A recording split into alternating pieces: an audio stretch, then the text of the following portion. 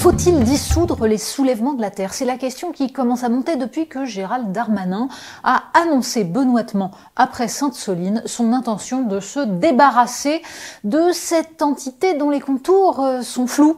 Et c'est bien là le problème.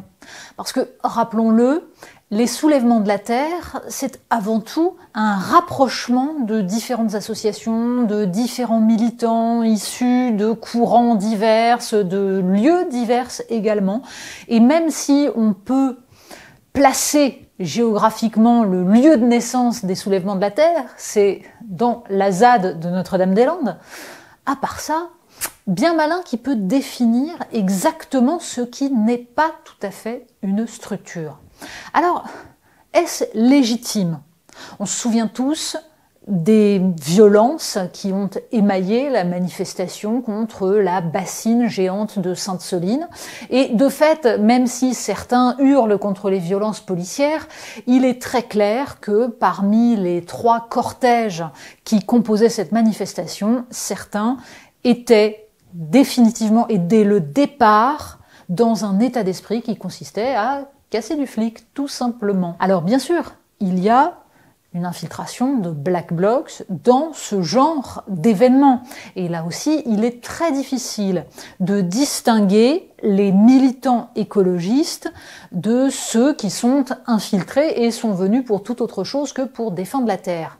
Mais tout le problème vient de l'idéologie portée par les soulèvements de la Terre. Et quand on lit leur ouvrage collectif, censé définir ce qu'ils sont, on s'aperçoit quand même que, au-delà de la dimension écologiste, de la défense des biens communs et de l'environnement, eh bien, il y a à peu près toute la logorée pseudo-marxiste mêlée à une sorte de de bouillie néo-féministe, à coups d'écriture inclusive, de considération sur le sexocide des sorcières et autres trucs de ce genre. Bref, on a là à peu près ce qui se fait de mieux dans le style actuel d'une gauche radicale qui veut opérer la convergence des luttes.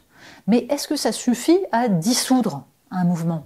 Et tout le problème vient en fait de ce que ces soulèvements de la Terre sont soutenus par non seulement des personnalités impliquées dans les mouvements écologistes, de Camille Etienne à Cyril Dion, les figures de proue de l'écologie médiatique actuelle, mais surtout par nombre de gens qui ont l'impression que le débat sur le réchauffement climatique et sur l'écologie en général est bloquée par la puissance de certains lobbies. Et en fait, tant que le citoyen lambda aura l'impression qu'il n'a le choix qu'entre des militants radicaux ultra-politisés qui déguisent leur gauchisme culturel en soutien à la planète, et de l'autre côté, des lobbies qui utilisent tous les réseaux qu'ils ont dans les pouvoirs en place pour maintenir un système qui les enrichit,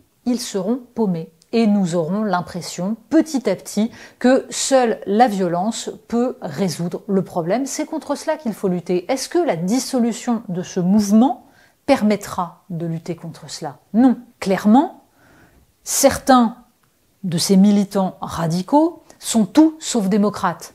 Quand on s'autorise à aller casser des machines chez un industriel comme Lafarge, on n'est pas dans le respect de la démocratie représentative. Mais la vraie question est en fait de savoir comment faire fonctionner cette démocratie représentative. Comment faire en sorte que les représentants représentent les citoyens, le peuple, et non pas des intérêts financiers ou autres. Pour l'heure, c'est tout sauf le cas, et cela fait naître de plus en plus une violence contre laquelle on ne luttera pas en interdisant tel mouvement qui se recomposera immédiatement. C'est donc par la démocratie et par elle seule qu'on peut s'en sortir.